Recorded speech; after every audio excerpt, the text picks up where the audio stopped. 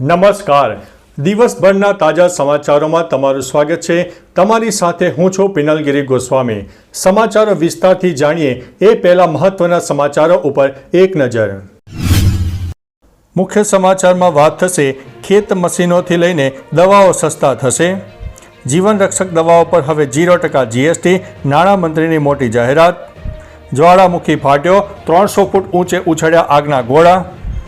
GSTમાં વીમા પોલિસી ઉપર શું અસર થશે જાણી લો આ વિડીયોમાં. આ વસ્તુઓ ઉપર કોઈ GST નહીં લાગે. દેશમાં 37,000થી વધુ સરકારી શાળાઓ બંધ. ભારત યુરોપ વચ્ચે મુક્ત વેપાર, જર્મનીનો સહયોગ જરૂરી. કિમ જોંગનો એઠો ગ્લાસ તેના બોડીગાર્ડ લઈ ગયા. ફૂટવેર પર GST દરમાં મોટી રાહત. પાવાગઢ મંદિરમાં દર્શનના સમયમાં ફેરફાર કરવામાં આવ્યો છે. નમો લક્ષ્મી યોજના શું છે જાણી લો આ વિડીયોમાં. અને સવારની હેડલાઇન્સ ઉપર પણ આપણે નજર જોઈ લઈશું. હવે મિત્રો સમાચારો વિસ્તારથી. PM મોદી પર અભદ્ર ટિપ્પણીના કેસમાં ગઈકાલે બિહાર બંધનું એલાન હતું. પંજાબમાં પૂરે તબાહી મચાવી, અત્યાર સુધીમાં 37 લોકોના મોત. ભારે વરસાદ અને ભૂસ્ખલનને કારણે જમ્મુ કાશ્મીરની અનેક વિસ્તારોમાં શાળાઓ બંધ. લાલુ યાદવ સંબંધિત જમીન સંપાદન કૌભાંડ કેસની સુનાવણી ગઈકાલે દિલ્હીના રાઉઝ એવન્યુ કોર્ટમાં યોજાઈ. GSTમાં ઘટાડો અર્થતંત્રને મજબૂત બનાવશે તેવું PMએ જણાવ્યું છે.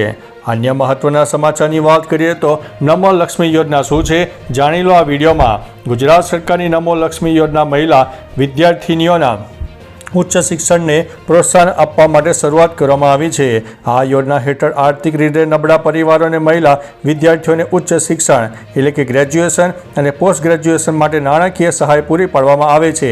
પાત્રતા અને લાભોની વિગતો માટે મારી યોજના .ગુજરાત.gov.in ઉપર મુલાકાત લઈ શકાય છે. મિત્રો, અન્ય મહત્વના સમાચારની વાત કરીએ તો પાવાગઢ મંદિરમાં દર્શનના સમયમાં ફેરફાર. આગામી 7 સપ્ટેમ્બરે ચંદ્રગ્રહણ હોવાથી પાવાગઢ મહાકાળી મંદિરના દર્શનના સમયમાં ફેરફાર કરવામાં આવ્યો છે. આ દિવસે સવારે 5 વાગ્યે આરતી બાદ દર્શન શરૂ થશે. બપોરે 12 વાગ્યે મંદિરના કપાટ બંધ કરી દેવામાં આવશે. ભક્તો બપોરે 12 વાગ્યા સુધી જ માતાજીના દર્શન કરી શકશે. ત્યારબાદ 8 સપ્ટેમ્બરે સવારે 6 વાગ્યાથી મંદિર રાબેતા મુજબ દર્શન માટે ખુલ્લું રહેશે. મિત્રો, અન્ય મહત્વના સમાચારની વાત કરીએ તો ફૂટવેર પર GST દરમાં મોટી રાહત. નાણાં મંત્રાલયના મહેસૂલ વિભાગના સચિવ અરવિંદ શ્રીવાસ્તવે જાહેરાત કરી છે કે ફૂટવેર ઉપર GST દરમાં ફેરફાર કરવામાં આવ્યો છે. પહેલાં ₹1,000થી ઓછી કિંમતના ફૂટવેર ઉપર 12% અને વધુ કિંમતના ફૂટવેર ઉપર 18% GST લાગતો હતો. હવે નવી વ્યવસ્થાઓમાં 2,500થી ઓછી કિંમતના ફૂટવેર પર માત્ર 5% GST લાગશે, જ્યારે 2,500થી વધુની કિંમતના ફૂટવેર પર 18% GST યથાવત રહેશે. આ નિર્ણયથી ફૂટવેર સસ્તા થશે. મિત્રો, અન્ય મહત્વના સમાચારની વાત કરીએ તો કિમ જોંગનો એઠો ગ્લાસ તેમના બોડીગાર્ડ લઈ ગયા. રાષ્ટ્રપતિ પુતિન સાથે મુલાકાત બાદલ ઉત્તર કોરિયાના નેતા કિમ જોંગ ઉનના અંગરક્ષકો તેમનો એઠો ગ્લાસ અને અન્ય વસ્તુઓ સાફ કરીને લઈ ગયા. આ પગલું જાસૂસીથી બચવા અને કિમના સ્વાસ્થ્ય સંબંધિત સિક્રેટ માહિતીને ગુપ્ત રાખવા માટે ભરવામાં આવ્યું છે. નિષ્ણાતોના મતે નેતાના ફિંગરપ્રિન્ટ કે DNAથી સંવેદનશીલ માહિતી લીક થવાનો ભય રહે છે, જેનો ઉપયોગ દુશ્મન દેશો કરી શકે છે. મિત્રો, અન્ય મહત્વના સમાચારની વાત કરીએ તો ભારત અને યુરોપ વચ્ચે મુક્ત વેપાર, જર્મનીનો સહયોગ જરૂરી. ભારતે યુરોપિયન યુનિયન સાથે મુક્ત વેપાર કરાર માટે જર્મની પાસે સહયોગ માંગ્યો છે, જેથી વેપાર સંબંધો મજબૂત બને.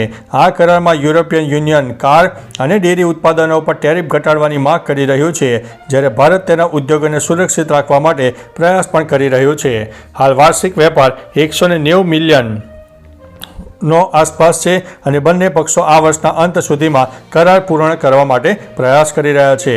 મિત્રો, અન્ય મહત્વના સમાચારની વાત કરીએ તો દેશમાં 37,000થી વધુ સરકારી શાળાઓ બંધ. UDAS પ્લસ ડેટા અનુસાર છેલ્લા 5 વર્ષમાં દેશભરમાં 37,663 શાળાઓ બંધ થઈ છે, જેમાં 23,000થી વધુ સરકારી અને સરકારી સહાયિત શાળાઓ પણ સામેલ છે. ગુજરાતમાં પણ છેલ્લા 8 વર્ષમાં 525 સરકારી શાળાઓને તાળા લાગી ગયા છે. સરકારી શાળાઓ બંધ થઈ રહી છે, જ્યારે ખાનગી શાળાઓની સંખ્યા સતત વધી રહી છે.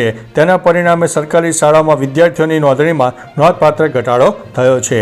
મિત્રો, અન્ય મહત્વના સમાચારની વાત કરીએ તો આ વસ્તુઓ પર કોઈ GST નહીં લાગે.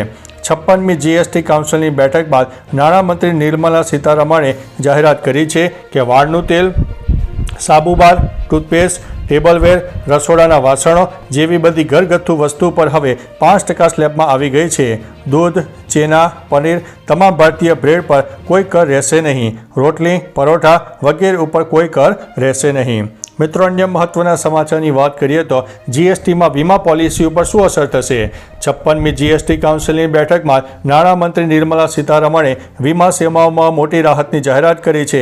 તમામ વ્યક્તિગત જીવન વીમા પોલિસીઓ, ટર્મ લાઈફ, યુલિપ અને એડોટમેન્ટ પરના જીએસટીને સંપૂર્ણપણે મુક્તિ આપવામાં આવી છે, જેમાં તેમના પુનઃ વીમાનો પણ સમાવેશ થાય છે.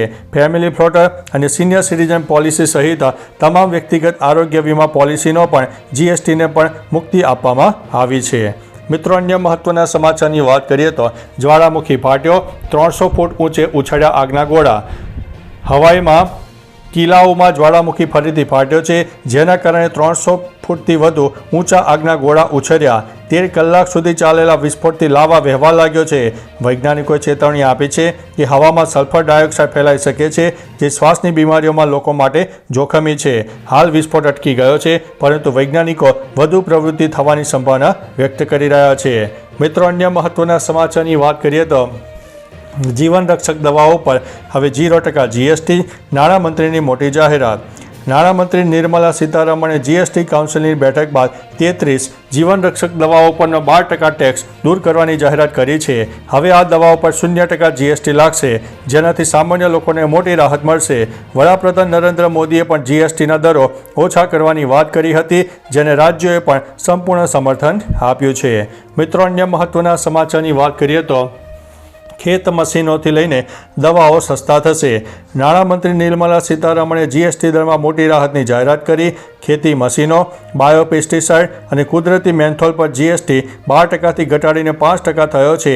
હસ્તકલા, ગ્રેનાઇટ અને ચામડાની ચીજવસ્તુઓ પર પણ દરમાં ઘટાડો થયો છે. સિમેન્ટ હવે 28%ના બદલે 18% જીએસટી સાથે મળશે. 33 જીવન રક્ષક દવાઓ પર જીએસટી 0 થયો છે, જ્યારે કેન્સર અને દુર્લભ રોગોની દવાઓ પર 0થી લઈને 5% દરે ઉપલબ્ધ રહેશે.